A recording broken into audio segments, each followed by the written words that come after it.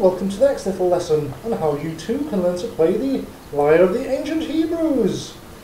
In this little talk I shall be discussing a few tricks of the trade and how I play track 10 of my debut little CD album, King David's Lyre, Echoes of Ancient Israel. This track is called Odessa Bulga. It's a real klezmer classic, and you can find the notes for Odessa Bulga in this great book where I get quite a lot of my klezmer repertoire from. It's called The Complete Klezmer by Henry Sapoznik, and you can get this off Amazon. Odessa Bulga can also be downloaded direct off the internet. Check out manchesterklezmer.org. Lots of sheet music there. Anyway, let's talk you through the tunings, and then I'll show you how a few little tricks of the trade, how I can make it sound a bit more interesting. Right, so we start off with the lowest note, lowest string tuned to D, then we have E, then we have F sharp, G, A sharp, B, C sharp, D, E, then up to G, the top string.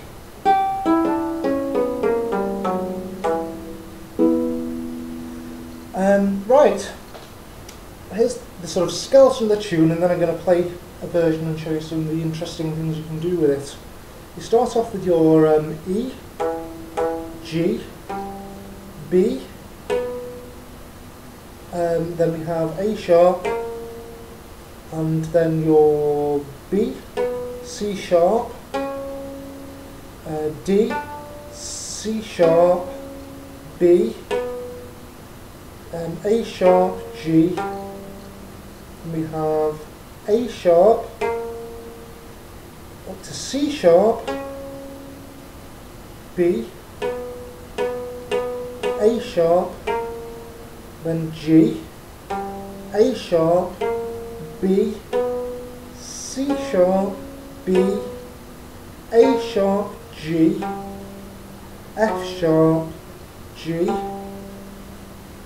G sharp, sorry, A sharp, B, A sharp, B, C sharp, D, C sharp, B, A sharp, G, F sharp, E, F sharp, G, A sharp, B, and then back down to your E.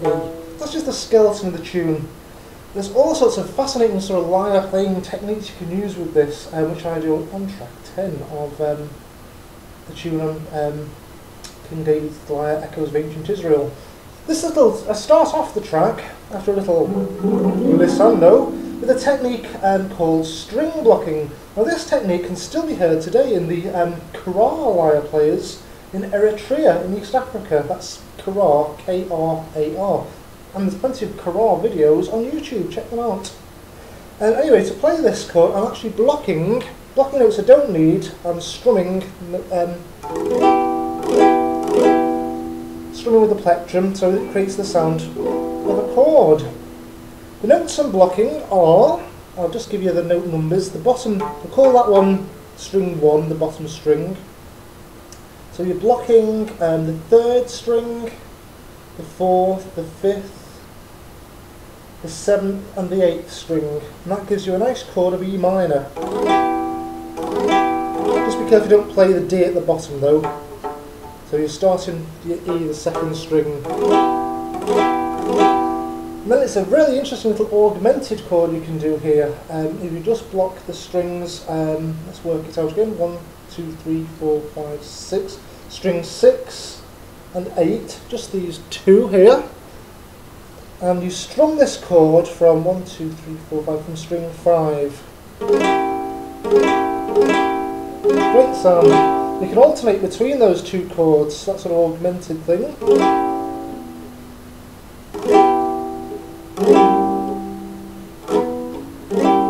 Another thing to do in this tune is plenty of lots of glissandos, lots of tremolos as well. I derived the tremolo style of playing after hearing the Simya lyre. that's a lyre I played in Port Said in Egypt. Again, you can hear some singers on YouTube. Great band to sort of search for are called El Tambora. Excellent group. So lots of tremolos. Other little techniques I use are just sort of moving up and down, playing chords with the left hand, alternating with plectrum tones in the right hand, like this. So I'm sort of plucking the chord of E minor. That's your second string, your fourth string, and your sixth string, like that. Then going up like that to B and E at the top, like that. That's a good little accompaniment to do. So putting all that together, it sounds a little bit like this. Here's the string blocking.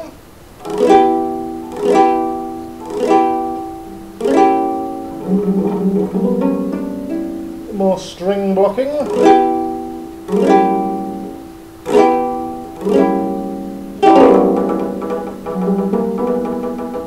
Now the tune itself.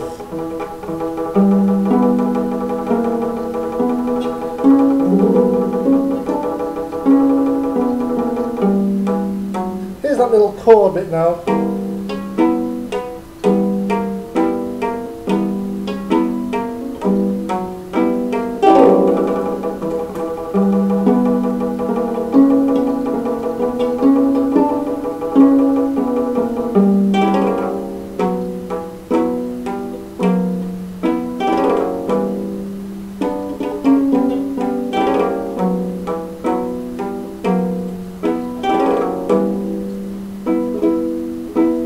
That's just a little taster of what you can do with this incredible lyre. The next lesson I'm going to show you the third scale to use in all my little albums, which are all available from cdbaby.com. For full details, please see my website, ancientlyre.com. That's all the W's, ancientlyre.com. Thanks for listening. Bye for now.